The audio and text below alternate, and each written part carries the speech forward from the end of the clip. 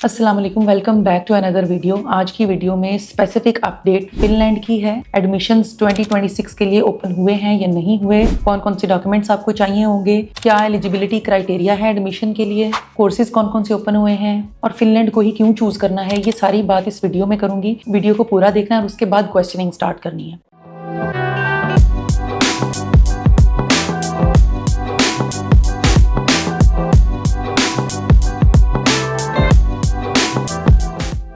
Countries European Shenzhen zone के कुछ countries ऐसे हैं जो डायरेक्ट स्टूडेंट की पहली ही इवैल्यूएशन के बाद जिनकी एम्बेसी स्टूडेंट को हाँ या ना का जवाब दे देती है। मिसाल के तौर पे फ्रांस में एम्बेसी आपके डॉक्यूमेंट्स को इवैल्यूएट करती है, कोई आपसे डेफिशिएंसी नहीं मांगती, कुछ आपसे रिक्वायर नहीं करती ईमेल करके। अगर उन्हें आपकी किसी बात की समझ नहीं आ रही या जो आप डिक्लेरेशन दे रहे हैं, एफिडेविट दे रहे हैं, अगर उन्हें किसी पॉइंट की या किसी डॉक्यूमेंट की समझ नहीं आती, वो आपसे कभी नहीं पूछेंगे, डायरेक्ट आपको रिजेक्शन दे देंगे, ठीक है, या आपको एक्सेप्टेंस दे देंगे अगर उन्हें समझ आ गई है तो। लेकिन कुछ कंट्रीज जो कि बहुत ही अच्छे तरीके से फाइल को इवैल्यूएट करते हैं, अगर उन्हें आपकी किसी डॉक्यूमेंट की समझ नहीं आई, किसी डिक्लेरेशन की समझ नहीं आई, किसी एफिडेविट में मौजूद आपने जो डिक्लेयर किया है और उसके अगेंस्ट आपने जो डॉक्यूमेंटेशन उनको दी है, अगर उनको उसकी रेलिवेंसी की समझ नहीं आई तो वो आपसे डेफिशिएंसीज में वो सारी चीजें मांगेंगे, आपके केस को इवैल्यूएट करेंगे प्रॉपरली, उसको देखने के बाद, उसको समझने के बाद फिर आपका डिसीजन बनाएंगे। यही वजह है कि फिनलैंड की वीजा रेशो ऑलमोस्ट 100% है, कोई भी रिजेक्शन नहीं है। फिनलैंड को चूज करने का सबसे जो अहम रीजन है वो यही है कि वीजा रेशो बहुत अच्छी है, आपसे डेफिशिएंसीज हमेशा मांगते हैं, कभी भी आपको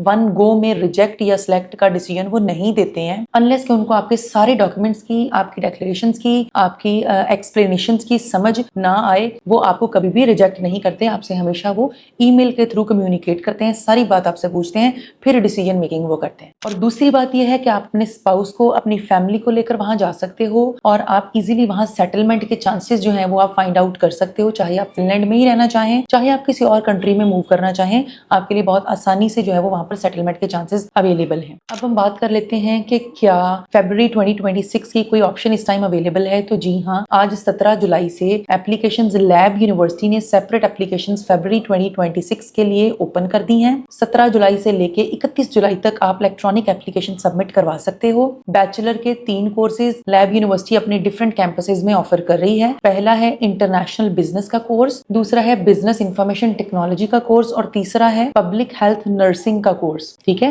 अब जो दूसरा मेन पॉइंट बैचलर्स के स्टूडेंट्स के जहन में आएगा, जो अप्लाई करने वाले हमारे स्टूडेंट्स हैं, कि उनको एलिजिबिलिटी क्राइटेरिया क्या है। तो एलिजिबिलिटी क्राइटेरिया में 2 अहम चीजें हैं। पहली तो ये कि आपको यूएएस एग्जाम देना है या नहीं देना। तो ये एक बहुत ही प्लस पॉइंट है कि बैचलर्स में अप्लाई करने वाले वो स्टूडेंट्स जो लैब यूनिवर्सिटी को कंसीडर कर रहे हैं, उनको यूएस एग्जाम नहीं चाहिए, ठीक है। ये एक पहली सीढ़ी होती है फिनलैंड में जाने वाले बैचलर के स्टूडेंट्स जिनको जैसे ही पोर्टल ओपन होगा ज्वाइंट एप्लीकेशंस का, उनको यूएस एग्जाम की एक रिक्वायरमेंट होती है कि यूएस एग्जाम देना जरूरी है। उनको लैब यूनिवर्सिटी में एडमिशन लेने के लिए यूएस एग्जाम की जरूरत कतई नहीं है। दूसरी बात कि आपके जो लास्ट डिग्री है, यानी आपका सेकेंडरी स्कूल एजुकेशन जो थी, उसकी जो इंटरमीडिएट की सनद है, जो लास्ट आपकी डिग्री है, उसमें आपके मार्क्स कितने होने चाहिए? 65% से ज्यादा आपके मार्क्स होने चाहिए। आप लैब यूनिवर्सिटी के इन तीनों कोर्सेज में अप्लाई करने के लिए एलिजिबल हो। तीसरी जो मेन रिक्वायरमेंट है वो है आपकी English language test. English language test की अगर हम बात करें तो बैचलर्स के स्टूडेंट्स के लिए ओवरऑल एक मेन क्राइटेरिया जो है 6 बैंड आपको आइल्स के लिए चाहिए overall, not less than 5.5 in each module. अगर आप पीटीई दे रहे हो तो 54 आपको ओवरऑल स्कोर चाहिए। अगर आप टॉफल आईबीटी दे रहे हो तो टॉफल में आपके 80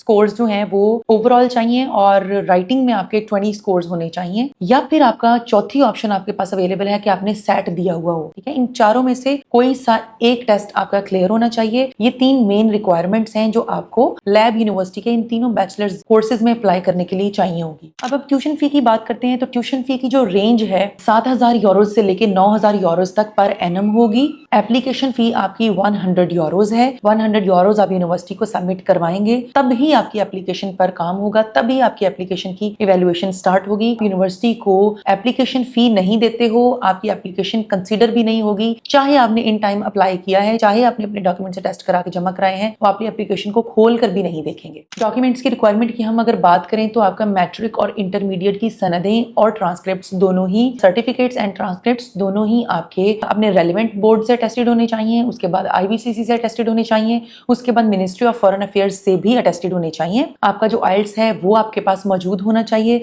या कोई भी इंग्लिश लैंग्वेज टेस्ट जो मैंने आपको पहले बताए उनमें से कोई भी एक इंग्लिश लैंग्वेज टेस्ट आपके पास मौजूद होना चाहिए। आपकी जो सर्टिफिकेट है उसकी बैक साइड पे आपके ग्रेडिंग का जो है ना वो एक स्केल दिया हुआ होता है, उसकी भी वेरिफिकेशन होगी। आपके पास वैलिड पासपोर्ट होना चाहिए। वैलिड पासपोर्ट की मैं आपको डेफिनेशन बता दूं, वैलिड पासपोर्ट वो है कि जो आपकी टीआरपी की स्टार्टिंग डेट से लेके जब आपकी टीआरपी खत्म हो रही है उससे भी तकरीबन 4 से 6 महीने तक उसकी डेट जो है वो एक्सपायरी डेट वैलिड होनी चाहिए। यानी आपका पासपोर्ट आपकी टीआरपी की स्टार्टिंग डेट से लेके तकरीबन 18 महीने तक वैलिड होना चाहिए, चूंकि टीआरपी आपने 1 साल का अप्लाई करना होता है और हर साल आपका टीआरपी रीन्यू होता है। ठीक है, तो आपका वैलिड पासपोर्ट होगा जो टीआरपी का पूरा ड्यूरेशन गुजारने के बाद भी 4 से 6 महीने तक वैलिड ही रहे। उसके अलावा आपको रिकमेंडेशन लेटर्स चाहिए होंगे आपके प्रीवियस इंस्टीट्यूट से।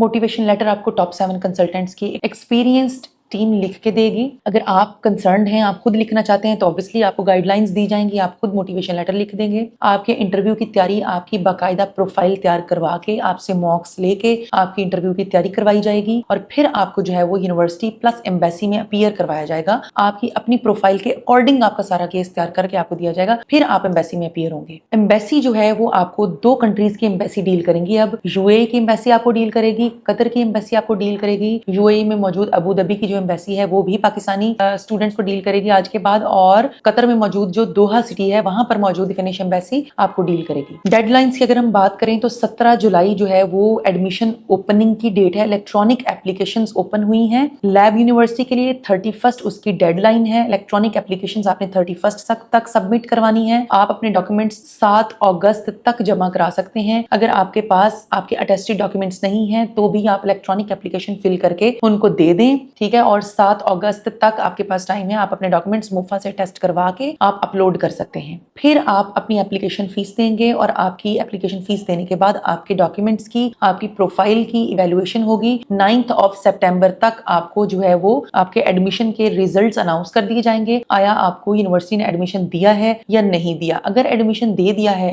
तो क्या आपको स्कॉलरशिप मिला है या नहीं मिला। आपकी फी जमा कराने की क्या डेडलाइन है, आपने कितनी फी जमा करानी है, क्या आपने पूरे साल की फी देनी है या आपको इंस्टॉलमेंट्स दी गई। ये सारी बातें आपको 9 सितंबर तक ईमेल में जो है वो रिसीव हो जाएंगी। यानी आपका ऑफर लेटर आपको 9 सितंबर को मिलेगा। फिर आपके पास 27 नवंबर तक आपको टाइम दिया जाएगा कि आप अपनी जो है वो प्लेस कंफर्म कराएं। यूनिवर्सिटी ने जो आपको ऑफर दी हुई है उसको एक्सेप्ट करके आप 27 नवंबर तक आपके पास वक्त होगा सोचने का, समझने का, वो सारी चीजों को देखने का, क्या वहां जाके कैसे सेटल होंगे, क्या क्या आपको चाहिए, आपको किस तरह जो है वो मैनेज करना है अपना बजट, अपनी हर चीज। तो 27 नवंबर तक आपके पास टाइम होगा कि आप उस ऑफर को एक्सेप्ट करें और आप अपनी ट्यूशन फी जो है वो सबमिट करवाएं। उसके बाद फिर आपने एम्बेसी का सारा प्रोसेस करना है। आपने एंटर फिनलैंड जमा कराना है, आपने अपनी एम्बेसी चूज करनी है, आपने वेटिंग लिस्ट में ऑलरेडी अपने आपको डाला हुआ होगा, आपने अपनी अपॉइंटमेंट लेनी है। फिर अपॉइंटमेंट के दिन पे आपने वहां जाकर अपनी बायोमेट्रिक वेरिफिकेशन करानी है, फिर आपने वहीं पर इंटरव्यू देना है। सारा प्रोसेस होता रहेगा और आपकी जनवरी 2026 में, ठीक है, 2026 के जनवरी में आपकी क्लासेस स्टार्ट हो जाएंगी लैब यूनिवर्सिटी में। तब आपने वहां पहुंच के अपनी जो है वो रिपोर्ट करनी है यूनिवर्सिटी में अपनी डेडलाइन के अकॉर्डिंग। तो ये आपका सारा प्रोसेस है। हम